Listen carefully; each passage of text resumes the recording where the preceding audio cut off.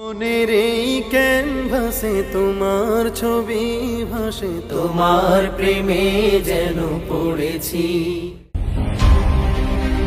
জনপ্রিয় ইসলামী শিল্পগোষ্ঠী কলরবের বিরুদ্ধে উঠেছে ভয়াবহ প্রতারণার অভিযোগ। কলরবের ইউটিউব চ্যানেলের নাম পাল্টে বানিয়ে ফেলা হয়েছে হলিটিউন। ইসলামী গানের সত্য থেকে উপার্জিত কোটি কোটি টাকা হিসাব না দিয়ে আত্মসাৎ, এমনকি প্রতিষ্ঠাতা প্রয়াত আইনুদ্দিন আল আজাদের পরিবার ও তার এতিম সন্তানদের হক বঞ্চিতের গুরুতর অভিযোগ বর্তমান নির্বাহী পরিচালক বদরুজ্জামান উজ্জ্বলের বিরুদ্ধে। আজাদের মৃত্যুর পরেই বদরুজ্জামান উজ্জ্বল ও প্রধান পরিচালক রশিদ আহমদ ফেরদৌস একটি চক্র তৈরি করে আত্মসাৎ করেছেন কলরবের কোটি কোটি টাকা। এতে একদিকে আইনুদ্দিন আল আজাদের জনপ্রিয় সব গানের রয়্যালিটি থেকে বঞ্চিত হচ্ছে পরিবার, অন্যদিকে তার এতিম সন্তানরাও অর্থাভাবে দিন পার করছেন অতি কষ্টে। বন্ধ হতে চলেছে তাদের পড়াশোনাও। অনুসন্ধানে দেখা গেছে কলরবের গানের ওয়েলকাম টিউন থেকে 1 কোটি গ্রাহকের হিসাব অনুযায়ী কোটি কোটি টাকা আয় হওয়ার কথা, কিন্তু এই আয়ের হিসাব পরিবার বা অন্য পরিচালকদের কাছে কখনো প্রকাশ করা হয়নি। এছাড়া কলরবের নামে যে ইউটিউব চ্যানেল ছিল তার নাম বদলে হলিটিউন করা হয়েছে, যা বদরুজ্জামানের ব্যক্তিগত প্রতিষ্ঠান। প্রয়াত আইনুদ্দিন আল আজাদের স্ত্রী হাবিবা আজাদ বর্তমান নির্বাহী পরিচালক বদরুজ্জামান উজ্জ্বল ও প্রধান পরিচালক রশিদ আহমদ ফেরদৌসের বিরুদ্ধে পাহাড়সম অভিযোগ তুলে বলেন, এখন যারা কলরবে আছে, আমি দেখতে চাই কলরবে আরো যারা আছে দুর্নীতিবাজ রশিদ আহমদ ফেরদৌস এবং বদরুজ্জামানের বিরুদ্ধে তারা কি ব্যবস্থা নিতে চায়, এটা আমি দেখতে চাই। 2010 জুনের 18 তারিখে আইনুদ্দিন আল আজাদ মারা যাওয়ার পরে কলরবের নামে চ্যানেল সহ বদরুজ্জামান যত কিছু দখল করেছে এগুলো আবার পুনর্গঠিত কলরবেই ফেরত দিতে হবে। এই কলরবের অর্জিত যত সম্পদ এগুলো আমাদের নেতৃত্বে কলরবকেই ফিরিয়ে দিতে হবে। কলরবের নামে যত সম্পদ অর্জিত হয়েছে এটা আমাদের নেতৃত্বে কলরবকেই ফিরিয়ে দিতে হবে। এভাবে ধীরে ধীরে সেই কলরবের নাম ব্যবহার করে নিজের আখের বসেছে। গোটা জাতি চায় যে কলরব আগের পূর্বের জায়গায় ফিরে আসুক, কলরব ভালোভাবে চলুক, জাতির স্বার্থে, দেশের স্বার্থে, তার পরিবারের স্বার্থে আইনুদ্দিনের চেতনা নিয়ে চলুক। কলরব ন্যায্যতা এবং স্বচ্ছতার ভিত্তিতে পরিচালিত হোক। এই হলিটিউনের চ্যানেল কলরবের নামে ফিরিয়ে দিতে হবে এবং কলরবের যে লঘু ব্যবহার করা হয় এই লঘুটাও কেউ ব্যবহার করতে পারবে না তার পরিবারের অনুমতি ছাড়া।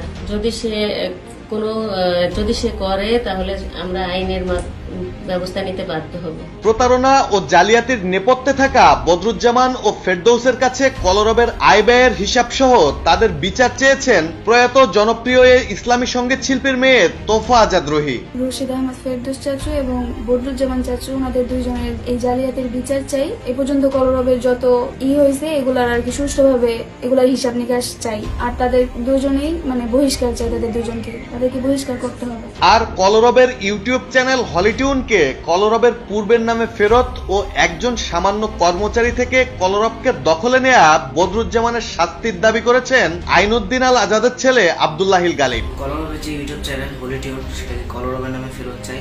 কলার টিউনের একটি দৃশ্যমান হিসাব চাই। কলরবের একজন সাধারণ শিল্পী বদরুজ্জামান চাচু, উনি একজন সাধারণ শিল্পী থেকে এত কিছু করার পিছনে কিভাবে করলেন সেটা আমরা জানতে চাই। কারণ তিনি তো প্রথমে কোনো চাকরি বা কোনো ব্যবসা তার ছিল না, এত কিছু কিভাবে হলো? শুধু কলরবের নাম দিয়ে আস্তে আস্তে এত কিছু করার পরেও যদি তার কাছ থেকে আমরা এটা শুনি যে কলরবের কোনো ইনকাম নেই, সেটা আমরা মানতে পারি না। এবং কলরবের যে অফিসটা, এটা কেমন যেন কলরবের কোনো অফিস না, এটা একটা ব্যক্তিগত অফিস, কারো পারিবারিক অফিস, যেখানে তার মামা ভাই এরা মিলেই সবচেয়ে বড় বড় চেয়ারগুলো দখল করে আছে এবং তাদের হাতেই কেমন যেন অতীতের কলরবের মৃত্যু হয়েছে। তো এখানে আমরা আগের কলরবকে ফিরিয়ে আনতে চাই এবং বাবার আদর্শের প্রতি খেয়াল রেখে আমরা কলরবকে পরিচালনা করতে চাই। বাবা যেহেতু কলরব এই প্রতিষ্ঠানতে কারোর নামে লিখে দিয়ে যায়নি, সুতরাং এর ন্যায্য অধিকার সেটা আমাদের হওয়া উচিত। এটা অন্য কেউ যদি আমাদের থেকে না জানিয়ে নিয়ে নেয় সেটা অবশ্যই একটা প্রতারণা। আমরা দেশবাসী, বাবা ভক্ত এবং আইন এবং মিডিয়ার কাছে বিচার চাই যে এই যে যারা আমাদের সাথে এরকম প্রতারণা করেছে, যেমন রশিদ আহমদ ফেরদৌস এবং বদরুজ্জামান চাচু, এনাদের আমরা দৃষ্টান্তমূলক শাস্তি চাই এবং এর বিচার চাই। কলরবকে আমরা নতুনভাবে ঢেলে সাজাতে চাই এবং এটাকে আইনুদ্দিন আল আজাদ রহমান চেতনা এবং কোরআন ও সুন্নাহ মোতাবেক পরিচালিত করতে চাই। আগামীতে বাবার আদর্শে কলরবকে পরিচালনাও করতে চান তিনি। আব্বা সেখানে জমি বিক্রি করে না বন্দুক রেখে যেন কিছু টাকা পয়সাও তাকে দেয়, হেল্প করে, সেইভাবে যাইয়ে সে প্রতিষ্ঠান শুরু করে। সেই প্রতিষ্ঠানের নাম দিল কলরব। তো এই প্রতিষ্ঠান আমাদের, আমরা সেইভাবেই এ পর্যন্ত জানিয়ে আসি। কিন্তু বর্তমানে যে বদরুল এই প্রতিষ্ঠানের মহাপরিচালক হিসাবে চলাফেরা করতেছে, এ কিন্তু আমাদের ওই প্রতিষ্ঠানের একজন অফিস বয় ছিল। কোনো টাকা পয়সার মালিক ছিল না, টুকাই মতো ছিল।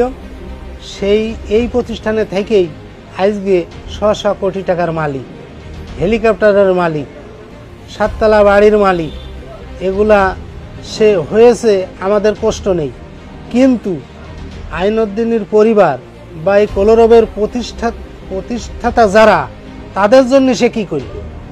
সে কিন্তু এই প্রতিষ্ঠানের মালিক যারা, তাদের কিছুই করেনি। তাদেরকে বিক্রি করে সে আজকে 100 কোটি টাকার মালিক। ডেস্ক রিপোর্ট, জয় জয়।